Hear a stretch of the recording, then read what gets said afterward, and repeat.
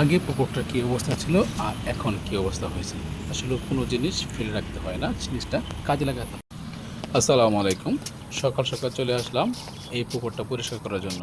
পুকুরের পাড়ে ঘাস লতাপাতা এমনভাবে হয়েছে যেন আমরা এগুলো চাষ করেছি, কিন্তু না, আমরা এগুলো চাষ করিনি, তারা নিজেরাই এখানে জন্মেছে।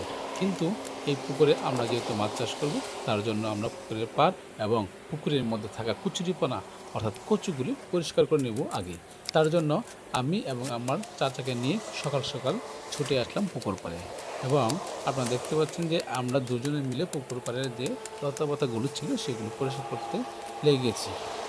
তো এভাবে এই পাড়ের লতাপাতাগুলো পরিষ্কার করার পর আমরা একজন লোক নিব, অর্থাৎ একজন কামলা নিব, যাকে দিয়ে আমরা এই পুকুরের কচুগুলো পরিষ্কার করব। কচুগুলো পরিষ্কার করার পর সেখানে আমরা যে ছোট ছোট অনেকগুলো মাছ আছে, যেগুলি যেহেতু আমরা পোনা ছাড়বো এখানে, সেই জন্য ওই মাছগুলো আগে আমরা জাল দিয়ে তুলে নেব।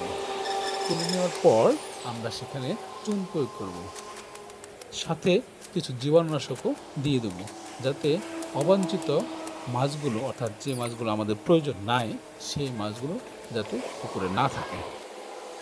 যেহেতু আমি পাঙ্গাস মাছ চাষ করি, তো তার জন্য আমাকে পোনা তৈরি করার জন্য, অর্থাৎ পোনা রাখার জন্য একটি পুকুর অত্যন্ত গুরুত্বপূর্ণ।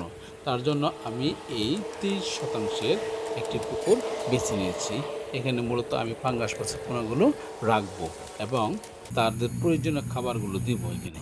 আর এইখানে মাছের পোনাগুলো, অর্থাৎ পাঙ্গাস মাছের পোনাগুলো বড় করার পর আমি কালচারে দেওয়ার জন্য আরেকটা পুকুর নিয়ে যাব। এই পুকুরটা অন্য একজনের কাছে লিজে দেওয়া ছিল, তো সেই লিজের মেয়াদ শেষ হওয়ার পর মোটামুটি 5 থেকে 6 মাস এই পুকুরটা এভাবে পড়েছিল। চিন্তা করে দেখলাম যে পুকুরটা পড়ে রাখা কী দরকার, যেহেতু আমার পাঙ্গাস মাছের পোনা চাষ করার জন্য একটা পুকুর দরকার, তাই আমি এই পুকুরটাই বেছে নিলাম।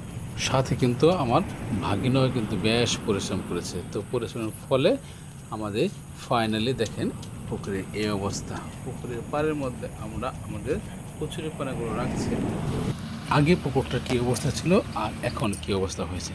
আসলে কোনো জিনিস ফেলে রাখতে হয় না, জিনিসটা কাজে লাগাতে হয়। জিনিসটা কাজে লাগালে একটু সুন্দর যেমন বৃদ্ধি পায়, তেমনি এর থেকে ভালো কিছু আশা করা যায়।